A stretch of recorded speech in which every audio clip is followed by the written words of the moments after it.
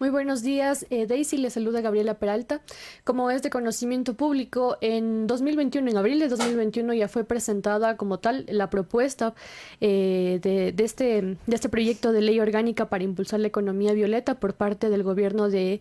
Lenín Moreno. En ese contexto queremos justamente que nos cuente un poco sobre qué propone el proyecto. Sí, justamente es un proyecto de ley que recae en nuestra Comisión de Desarrollo Económico. Como ustedes lo dijeron, los antecedentes son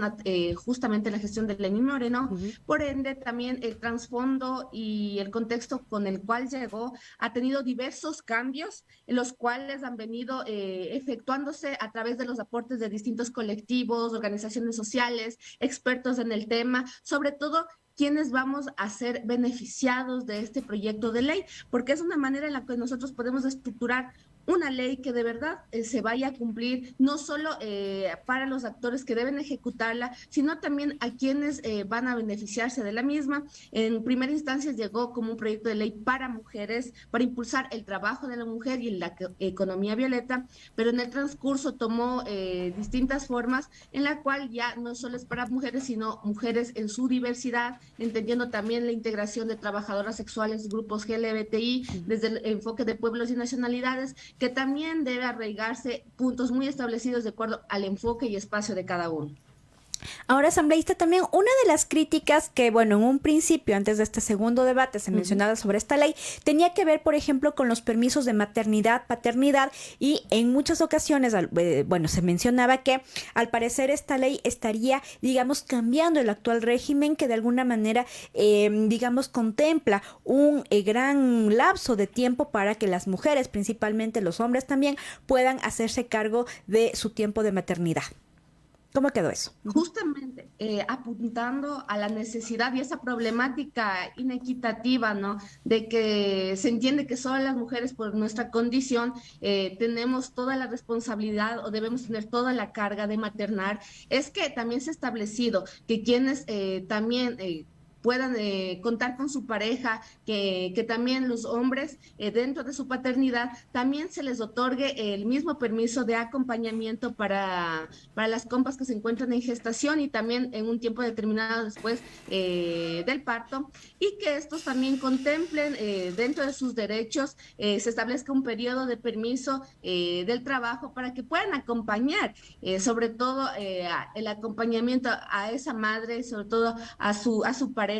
en donde están ejerciendo una paternidad que muchas veces no es entendida, solo se enfoca hacia las mujeres, cuando eso debe ser un trabajo en conjunto, y precisamente eso es lo que establecimos en la ley para que se dé cumplimiento, ya que dentro de otras reformas de ley, sobre todo de otros establecimientos del Código de Trabajo, también se establece, pero de una forma muy vacía, donde había nudos críticos, en donde no se daba totalmente cumplimiento del mismo, y ahora sí lo hemos definido en una manera que se pueda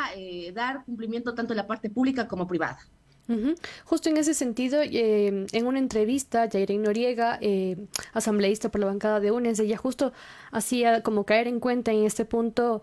sobre que planteaba el proyecto, ¿no? Como tal, sobre los permisos por la paternidad, y decía que existía justamente este punto regresivo, ¿no? Porque para que se den como tal los permisos por paternidad, las madres en cambio tenían que ceder su permiso de maternidad. Entonces ella lo puntualizaba tal como algo regresivo, ¿no? Como un punto regresivo. Entonces, justo en ese marco quiero preguntarte también qué otras falencias se encontraron en el proyecto.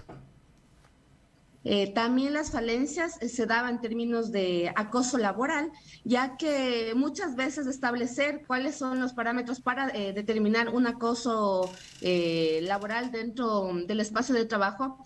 también debe contemplarse las sanciones respectivas para que haya su debido accionar al respecto, ya que esto estaba libremente establecido, y la verdad creo que si es que nosotros no tenemos algo en lo cual basarnos para que haya un real cumplimiento, no se va a poder ejecutar. A la par, también había distintos parámetros en los cuales eran excluyentes, como lo decía, en un inicio era netamente para mujeres, pero en el transcurso también debemos entender que si es un espacio que nosotros muchas veces por nuestra condición económica, social, cultural, estamos cerrando a través de pequeños términos, nosotros podemos cerrar y excluir a diversas personas de una ley, y eso también era algo que estábamos transformando a medida también de que las empresas, tanto públicas como privadas, muchas veces no establecen dentro de sus espacios laborales una cuota establecida sin que afecte a la cuota de personas con discapacidad, para que se pueda también tomar estos espacios y que estos se puedan mover a través de incentivos, ¿no? Porque también hablamos de que si es que queremos que tanto los trabajadores y las empresas puedan tener claridad e interiorizar este proyecto de ley, se establecieron diversos, por así decirle, objetivos, también incentivos tributarios que, bueno, siempre desde esos espacios y con esos objetivos que tienen las empresas privadas puedan dar cumplimiento del mismo y al fin y al cabo sea un trabajo correlacionado que pueda ser a corto y mediano plazo. Ahora, asambleísta, hace un par de meses varios colectivos, organizaciones de mujeres trans principalmente se acercaron hacia la asamblea, hacia la comisión, para hablar acerca también de su inclusión como mujeres, entendiendo al término mujeres, a las mujeres en su diversidad, no solamente desde lo biológico. Entonces, ¿cómo también en este punto la ley está también pensando en estas diversidades? Sí, de hecho, justamente desde los antecedentes fue un punto en el que nosotros agregamos a estos espacios, porque también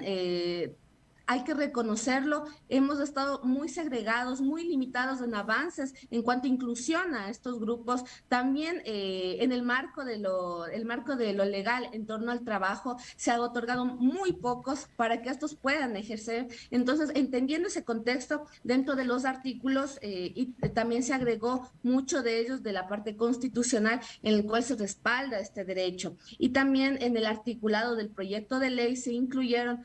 como lo decía, a las mujeres de su diversidad trans en torno a todos los grupos LGBTI para que pueda haber un real entendimiento de lo que debe realizarse en este proyecto de ley, que fue argumentado, como ustedes lo decían, en un trabajo de comisión, en un trabajo de haciendo una invitación a estos grupos que nos hagan conocer cuáles son las necesidades a través de cifras, a través de datos reales, qué es lo que está pasando en el país y por qué la necesidad, sobre todo, de incluirlas en un proyecto de ley como es este de la economía violeta.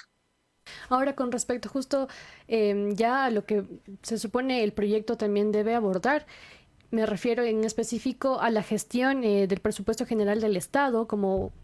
justo para poder incidir en la reducción de las brechas de desigualdad. Entonces, en ese caso, ¿cómo están haciendo o cómo están trabajando para justamente como inmiscuirse un poco más en el tema de la gestión del presupuesto general del Estado? Les comento aquí una de las problemáticas que hemos tenido durante este periodo de gobierno. Todos los proyectos de ley en los cuales hemos contemplado que se ampara a través de un presupuesto, el gobierno lo único que hace es vetarlo, porque no quiere nada que tope sus recursos cuando son recursos de nosotros, de la ciudadanía, del pueblo. En torno a este proyecto de ley, como tuvo un antecedente de que vino de un ejecutivo del gobierno anterior, se entiende que tuvieron la voluntad política de querer hacerlo. Justamente topando este tema es que se estableció que basados en nuestros derechos constitucionales, sobre todo, que el presupuesto del Estado también debe estar guiado para acompañar diversos proyectos de ley que después se devengan en políticas públicas. Estos deben estar acompañados de un presupuesto que se defiende constitucionalmente, pero justamente estamos siempre vigilantes del accionar del gobierno, de un posible veto, como recién va para segundo debate, después de su aprobación se expone a un veto parcial o total del Ejecutivo, el cual nosotros estamos a manera de socializar y sobre todo reforzar este proyecto de ley para que el gobierno entienda a través de sus, incluso los asambleístas que acompañan el pleno, la comisión, y que se entiende el contexto de tener recursos, de tener un presupuesto que se puede ejecutar a través de la parte pública y si, como lo decía, a través de que se devengan distintas políticas públicas en las cuales se puede fortalecer a través de este proyecto de ley. La defensa del presupuesto ya se lo está llevando de una manera también separada, justamente ya se lo está tratando dentro de la Comisión de Régimen Económico, en donde nosotros sí nos podemos inmiscuir y justamente estamos en la defensa de lo que es presupuesto para educación, presupuesto para erradicar la violencia de género y sus distintos puntos en donde nosotros venimos trabajando con conocimiento, pero también con la invitación de distintas compas, compañeros que se pueden sumar en esta lucha desde su experticia. Son los trasfondos que nosotros venimos correlacionando para que pueda salir a flote no solo este tipo de proyectos, sino un presupuesto que pueda fortalecerlo y los próximos. Ahora, digamos, una de las críticas que muchas de las veces también se ciernen sobre estas políticas es que justamente pueden quedarse como una intención nada más de inclusión, pero no de un cambio real hacia la vida de las mujeres y en concreto de las mujeres cotidianas de la calle. Y sobre todo, digamos, es como alguien puede pensar que es un intento tal vez solamente de pintar una política pública aparentemente con un color ahí violeto en este caso,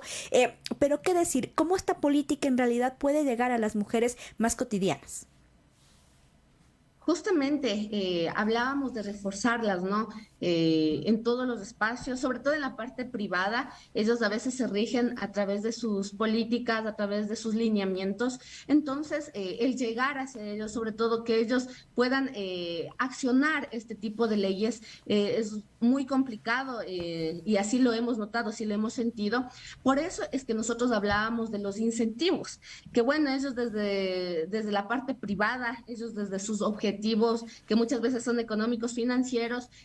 resultan convenientes y eso les incentiva a que puedan en realidad accionarse en torno a este proyecto de ley. Esos incentivos son tributarios que generalmente ellos es lo que han venido pidiendo, han venido solicitando y se les estamos otorgando siempre y cuando hay un cumplimiento de este proyecto de ley. Certificaciones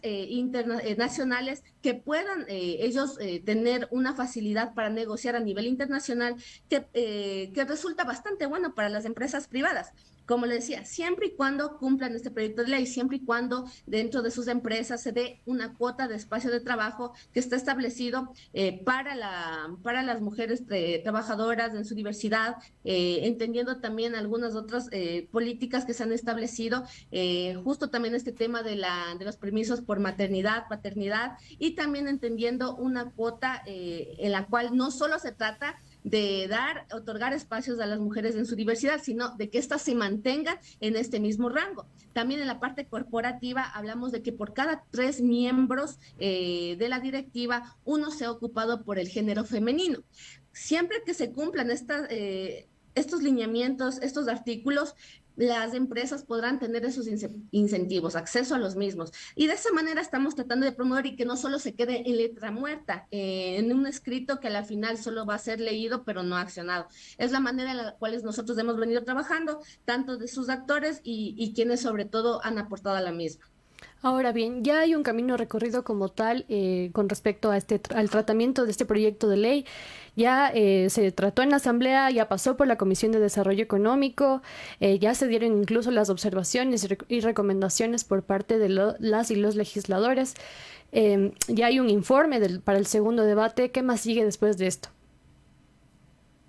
Ya, después del debate, nosotros aspiramos sobre todo porque hemos venido trabajando este proyecto en diversos compañeros asambleístas, lo hemos socializado, aspiramos que haya sobre todo un voto favorable para su aprobación. Después, como se sabe, se envía al Ejecutivo y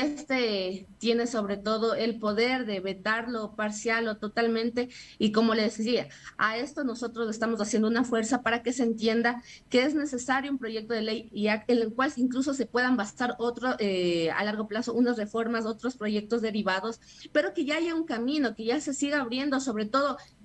ante un gobierno que se ha desentendido totalmente en torno a lo que son derechos de las mujeres, derechos de los grupos LGBTI, derechos humanos en general. Entonces, a eso nosotros estamos también apelando, incluso desde la misma bancada de del Ejecutivo para que se entienda y sobre todo hay un respaldo a la final, porque el trabajo que se ha venido realizando no se puede limitar a través de un veto. Ahora, asambleísta, ¿cuándo la ley ya irá al pleno de la Asamblea? Está establecido y hay una fecha que puede ser modificada de acuerdo a distintos puntos de cambio, pero es para el 22 de noviembre en donde se va a debatir. ¿Y hay los votos? Sí hay los votos, pero como lo decía, en el transcurso puede haber muchas críticas en torno al presupuesto que puede devengar estos proyectos de ley, algún tipo, sobre todo del impacto social que tiene también este proyecto, y puede haber algunas opiniones críticas a la misma, pero se entiende que también el trasfondo es muy bueno, es un avance, y nos hemos tomado también el tiempo de que puedan conocerlo de fondo y que pueda haber también un apoyo al mismo. Así que estamos positivas en este proyecto de ley, lo cual no vamos a desertar. Hasta el momento vamos sobre todo a emitir nuestro debido debate con coherencia con los datos estratégicos que están integrados en este proyecto. De hecho, hemos realizado la invitación a distintas compañeras, bueno, desde mi espacio, desde Pueblos y Nacionalidades, para que puedan también compartir su sentir y que los compañeros asambleístas denoten la importancia del mismo. Ahí estuvimos ya conversando con Daisy Yuquilema. Te agradecemos, Daisy, por la entrevista.